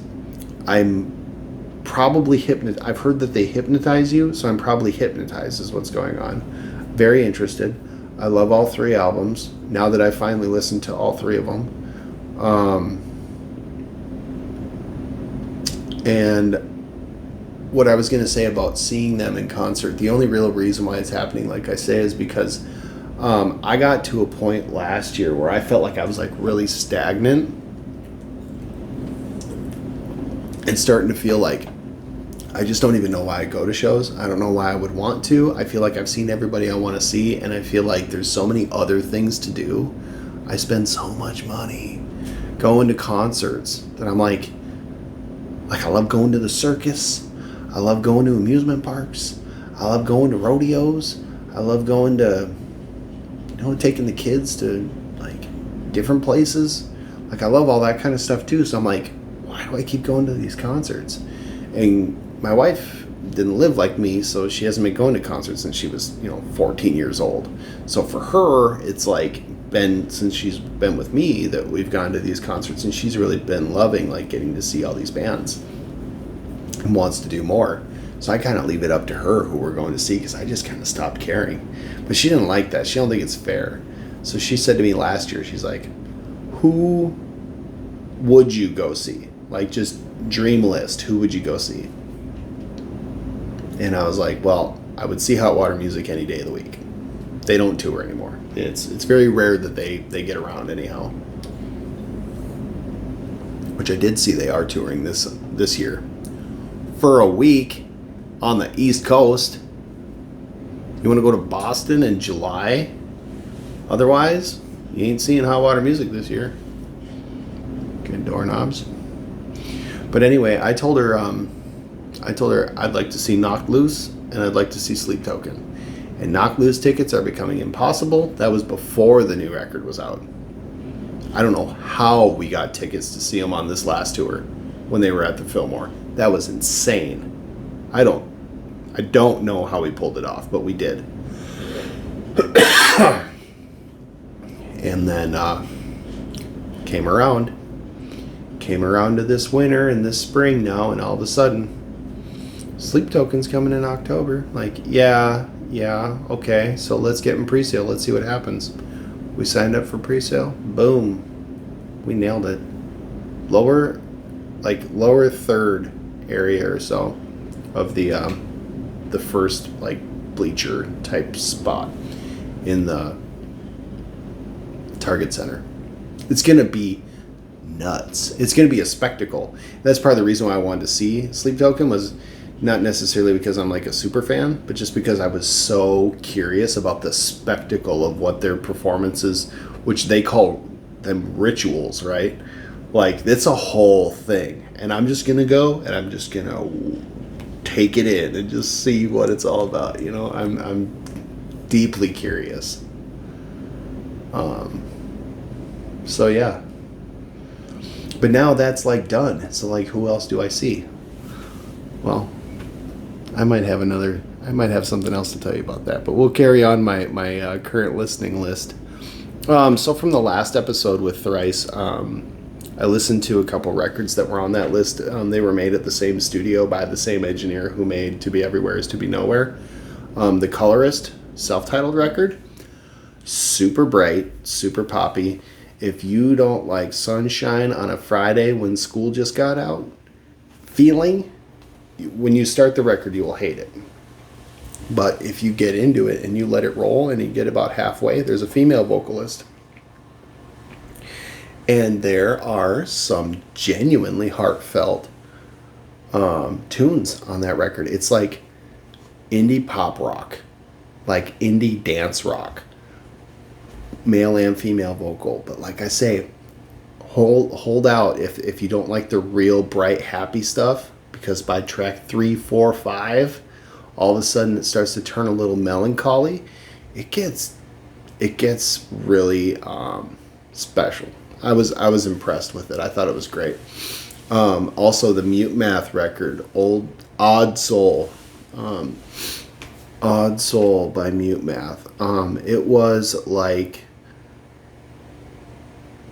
starting off Black Keys style rock, kind of droning, kind of bluesy, kind of grungy, but then it got electronic as the record went on, and it got weird, like syncopated drum beats, glitchy sound effects, powerful. Like, it was a cool record. I was not expecting it to twist my head as much as it did. I still don't really know who Mute Math is, but I was determined to listen to that record. And yeah, if you want something that definitely kind of keeps you guessing as you keep listening to it, Odd Soul, Mute Math. Great stuff. After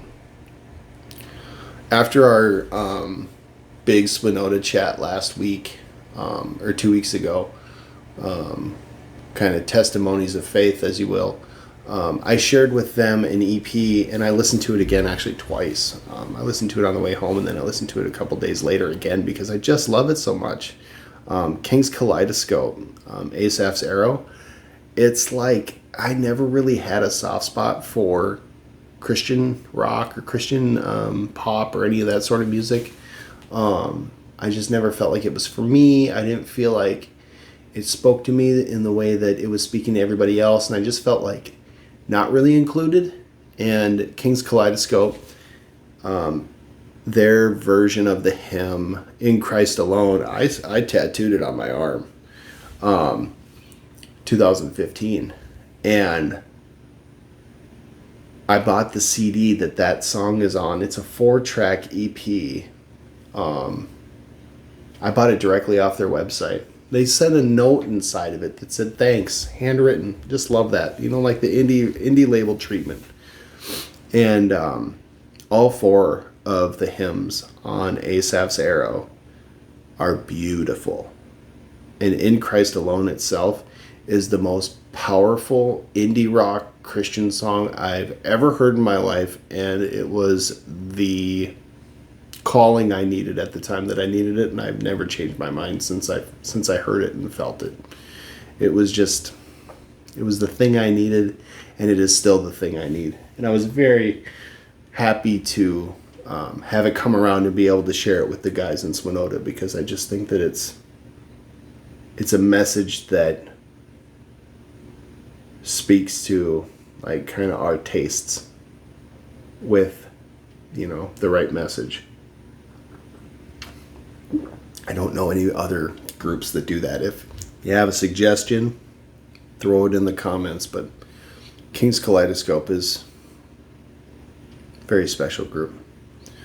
On the complete opposite end of the spectrum, maybe not complete opposite, 3/4 though, I finally decided that I needed to attack Prof in a different way, because I've been listening to Prof for a couple of years now, but I've only been listening to singles and the hits and watching the TikTok videos and all this sort of stuff. And I realized I like him enough, I want to know a record. So I asked Greg, if I was going to start with one record, sell me on Prof. Which one is full of bangers? Prof, listen to Horse. Horse has Pack a Lunch. It's got Devil's Gate. It's got singles, Judy. But it's got so many great songs. I didn't find myself getting bored once. I listened to it back and forth from work for like 3 days. It took me to get through the whole thing, and I was ready to start it over when I got to the end. It's a wild ride.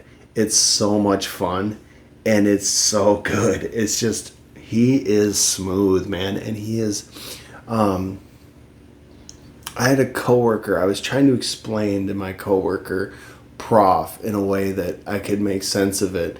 And I just said, he's got a line. He says, "You're messing with a millionaire who mows his own lawn." And she goes, "Oh, so it's Scott Ego Trip douchebag music." And I said, exactly, yes. And that is why I love it. And then I told my wife that. She goes, "That is why you like it." I don't have anybody on my team on this Prof thing, but I did find out that Prof had a falling out with Rhymesayers. Don't know the details. I know that he got roped into some situation that they thought that, I don't know if it was a woke thing or if he had the wrong opinion about something or what it was. But essentially, Prof started his own production company. He puts his own records out. And Horse is going on the shelf. I'm going to be listening to more. I just love it. Chiodos, All's Well That Ends Well. I'm still spinning it. I'm still getting to know it even more. I want to move on to the next record, but I'm still feeling like I don't know this one well enough, so I'm just going to keep listening to it because I'm still enjoying it. Somebody brought up Tool the other day, and I have not listened to Tool in a very long time, I realized, and this happens to me from time to time. But the particular song that they brought up was really odd because you're used to the hits. I had somebody play H from Anima, and I was like, God, this song's great. I know Tool's awesome, but man, I really owe it to myself to go back and dig back into Tool. Kind of on a similar vein too, Benno brought up Drag My Body by Hot Water Music. So when we were on our way to bowling, we do this thing in my family where we call it DJing. So whoever's driving gets to pick the song first, and then whoever's passenger has to like set up the cue, and everybody gets to pick a song, and then you play it through, and then you do it again, and it just kind of helps the road go by or whatever. And so one of my picks was, I was like, well, Benno brought up Drag My Body by Hot Water Music, so I better hear that one today, I guess, which is still such a hit. And when I picked that, Kaylin picked Get Hurt by the Gaslight Anthem. And I was like, oh, I haven't heard this in a long time. And she said, well, when you showed me Drag My Body, you showed me this song right after it when we first started dating. I was like, oh, okay. So hearing Get Hurt made me realize that I need to get back into Gaslight too, because though we did see them in 2022 when they came around, all the records that I bought of theirs got left from someone I was previously dating. And so I have to start that collection over, and I really don't mind because I would love to give them money. And I really love everything that Brian Fallon's put out, from the Horrible Crows to his solo stuff to every Gaslight Anthem album. He's just a gem, and I feel like I need to revisit them. For a Midwest Nowhere, suggested listening for this next couple of weeks, for some reason the closing track to my demo list, Meredith, 13 was the name of the song. It came up in my mind, and I don't know why, but on my way to work, put it on, and I remember feeling really horrible about it when I made it. I thought it was really sloppy, and I thought it sucked, and I was pleasantly surprised. It actually, I think that it's a tighter song than I remember. It's a heavier song. It's a dark song. It's really weird. Definitely, the whole Meredith demo list is like partially real, partially imagined, and partially just drunk ramblings. But it's, you know what it is it's a storytelling of mid-20s drama and just all this shit that goes with it, you know? And I was so happy that 13 doesn't suck as bad as I thought it did, that I went back to the beginning of it, and I only got like 4 or 5 tracks deep. I know I got up to Bitter Neighbor, and then I haven't finished listening to it yet, but I'm so proud of those songs. And even if I never re-record them, even if they just stayed as the demo versions of it, it's a great list. So I would suggest you look me up. You just look up Scott Thompson and you type Meredith, and it'll come up right away. It's a demo list of stack of songs that I did. And it's a special list. It's a special list of songs. I'm real happy about it. And I was happy to revisit it. But the last thing that I'll mention that I've been listening to in the last couple of weeks is that I finally got to listen to the last brand new record. Because I never listened to science fiction. And I will say that if Daisy is experimental in like a Fugazi way, then science fiction is experimental in a Bright Eyes way.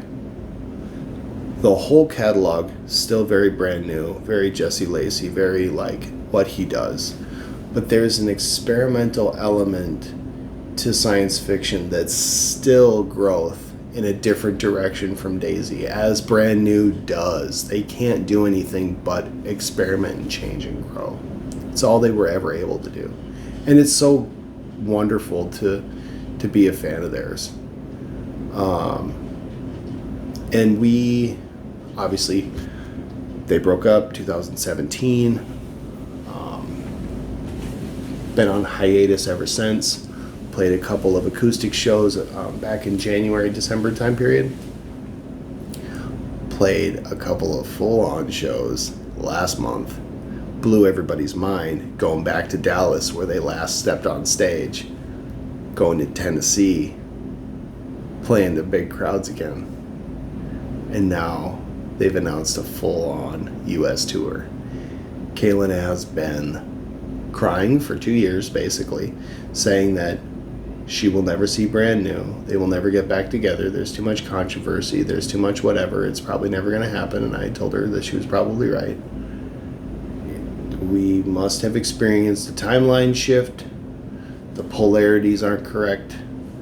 Something about the number of crystals that we have in the household, whatever it is. Brand New, full-on U.S. tour. We are going in June, I think. I don't have the dates. She's got the dates. She got on the pre-sale. We're driving to Illinois. It's going to be a 9-hour drive. We're going to see Brand New. I mean, I would have put them on my list if I knew it was an option back when she asked me about who I wanted to see.